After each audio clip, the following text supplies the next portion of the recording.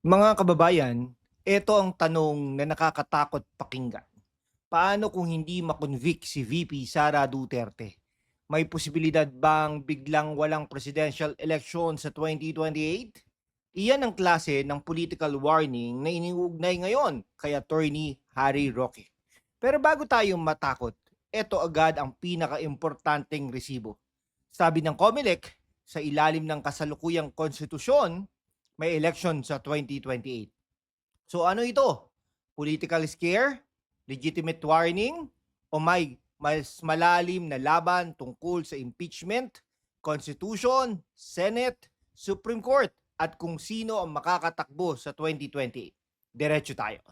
Hashtag walk with land. Facts first, analysis next. Unang fact check. May no election nga ba? Unahin natin ang pinakamahalaga. Wala pang verified decision na kansilahin ang 2028 presidential election. Wala ring umiiral na batas ngayon na nagsasabing kapag hindi na-impeach si VV Sara, automatic na walang election. In fact, COMELEC Chairman George Garcia has publicly guaranteed that the 2028 elections will proceed. Sinabi niyang nasa konstitusyon iyon at nagsimula na ang constitution sa commission sa preparation. So malinaw tayo. Kung ang claim ay siguradong walang eleksyon sa 2028, hindi natin pwedeng sabihin niyon. Pero kung sinasabi ni Roque ay magbantay kayo dahil maaaring magkaroon ng political moves para baguhin ang rules kapag hindi maalis si Sara, ibang usapan yon. Warning iyon hindi prediction na guaranteed mangyari. Okay, pero hindi lang dyan nagtatapos. Ito ang legal genius part natin Article 8, Section 4 ng 1987 Constitution, ang President at Vice President ay may 6-year term at ang regular presidential election ay itinakdang idaos ayon sa constitutional framework sa second Monday of May. Hindi pwedeng gumising lang ang isang presidente at sabihin walang eleksyon. Hindi pwedeng Facebook post, hindi pwedeng executive order lang, hindi pwedeng simpleng political agreement. Konstitusyon ang kaharap mo. At kung gusto mong baguhin mismo ang konstitusyon, Article 7 says amendments of revisions require a constitutional process. Congress with the required vote or constitutional convention. Okay, my people's may people's initiative para sa amendments at ultimately kailangang ratipikahan ng mga botante sa plebisito ang valid amendment or revision. So tandaan, no election is not a button. Malaking constitutional battle yan Ay nako, bakit connected ang impeachment sa 2028? Ito ngayon ang dahilan kung bakit connected ang impeachment kay Sara's political future. Si VP Sara ay nagdeklara ng tatakbo siya bilang Pangulo sa 2028 at ang impeachment trial can affect her political future. Kung makonvict siya at magkaroon ng disqualification consistent with the constitutional process, maaaring maapektuhan ang eligibility niya sa future public office. Kaya hindi irrational sabihin, may 2028 political consequences ang impeachment. Even Senator Alan Peter Cayetano has publicly discussed the perception that part of the political urgency surrounding the impeachment is preventing Sara from running in 2028. Pero sinabi rin niya, ang importanteng prinsipyo, kung may ginawang mali, panagutin. Pero hindi pwedeng mali rin ang process na gamitin laban sa kanya. At dito ako sang-ayon Accountability, yes Political shortcut, no. Sino ang unang nagpasabog ng Noel? Ito ang mas matindi. Hindi naman bagong usapan ng no election scenario or Noel. Noong Mayo, si Senator Amy Marcos mismo ang naglabas ng aligasyon tungkol umano sa isang constitutional change proposal na maaring mag-extend ng terms hanggang 2031 at suspindihin ang 2028 national elections. She even alleged that such arrangements had been dangled politically around the impeachment battle. Importanteng mga kaibigan dito aligasyon, hindi established fact. The House denied it. Malacanang denied it. President Marcos brushed aside the allegation. At COMELEC said there was no legal reason under the present constitution for the 2028 election not to proceed.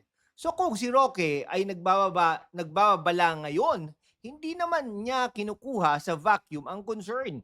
May nauna ng public controversy. Pero, at malaking pero, concern is not a proof. Ah, ngayon, dito ako sympathetic sa prinsipyo behind Roque's warning. Hindi kailangang hintayin nating may final chacha proposal bago tayo magtanong. Democracy requires vigilance. Kapag may political move na maaaring makaapekto sa election calendar, tanungin agad. Kapag may constitutional amendment, basahin. Kapag may transitory provision, himayin. Kapag may term extension, question it. Kapag may no election language, demand the exact document. Pero Attorney Roque, ang pinakamalakas mong argumento ay resibo, not fear alone. Kung may document, ilabas. Kung may source, corroborate. Kung may proposed constitutional text, ipakita. Dahil kung constitutional lawyer ka, mas malakas ang warning kapag may legal document sa likod nito. Global roll call muna tayo mga kaibigan. Saan kayo nanonood? Davao, Manila, Cebu, Visayas, Mindanao, Middle East, Europe, US, mga OFW natin ha. Comment your country. At tanong ko, naniniwala ba kayong 100% secure ang 2028 election? Yes or no? If you find these legal breakdowns helpful, feel free to support the channel via Super Thanks so we can keep bringing you the truth and context. Pero wag aalis ha, dahil mismong si Sara may sinabi rin tungkol sa election. VP Sara, sana may election ha? Sabi ha, VP Sara had earlier publicly expressed hope that the presidential election would actually proceed in 2028. COMELEC responded, it will. The election is constitutionally required and the commission has been preparing for it. At noong February, nagdeklara na si Sara. Ako si Sara Duterte, tatakbo bilang Pangulo ng Pilipinas. Yan ang mismong tinuring ni VP Sara o sinabi. So politically, malinaw ang dahilan kung bakit alerto ang Duterte camp. Kung hindi siya ma-disqualify through impeachment, she remains potentially on the ballot. At kung malakas pa rin siya sa polls, natural lang na lahat ng constitutional or electoral proposals ay titignan nila through the lens of may effect ba ito kay Sara Duterte sa 2028? That's politics. Pero again, political suspicion is not automatically legal proof. Ay, nako. O, ito ang checklist. Number 1, may actual draft constitutional amendment ba? Number 2, may transitory provision bang nagsasabing extended ang terms? Number 3, may actual votes ba sa Congress para rito? Number 4, may resolution calling a constitutional convention? Number 5, may people's initiative? Number 6, may plebiscite schedule? Number 7, may COMELEC resolution implementing postponement? Sa ngayon, wala akong nakita na verified completed process na ganyan. At tandaan, Article 17, constitutional changes ultimately require ratification by the people. So kung may gustong magtanggal ng 2028 election through constitutional revision, Filipinos themselves become part of the constitutional process. Hindi simpleng secret meeting lang ang katapusan ng usapan, ha? Ito ang posisyon ko na favorable kay Sara, pero fair.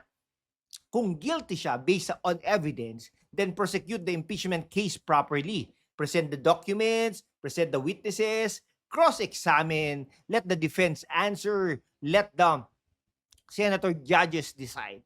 Pero kung ang pangunahing motivation ay kailangan siyang alisin dahil baka manalo siya sa 2028, maling standard yon. Election exists precisely because voters decide who governs. Impeachment is not an election shortcut. At hindi rin pwedeng gamitin ng Sara camp ang election popularity para sabing immune siya sa accountability.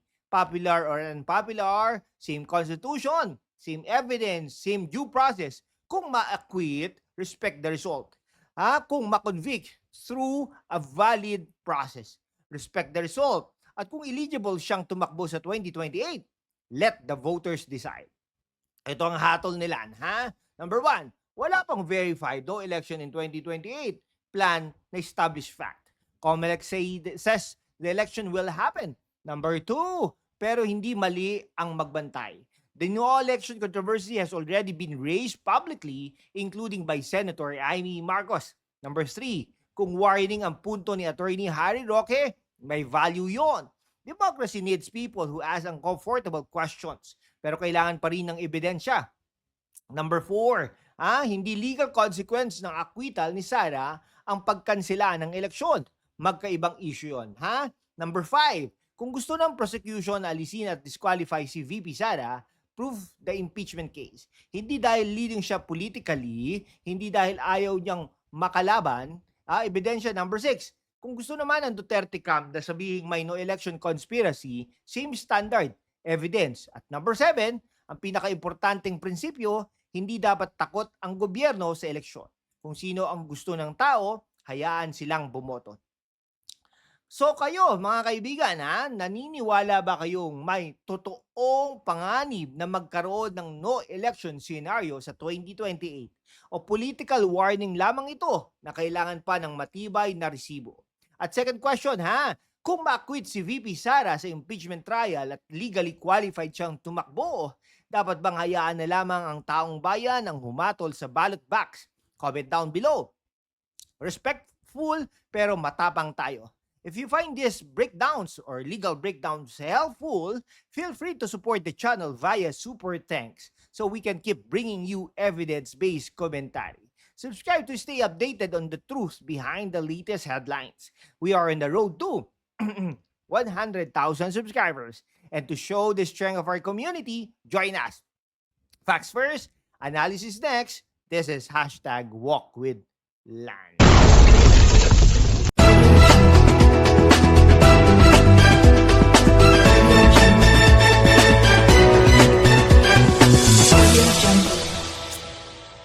Maraming salamat.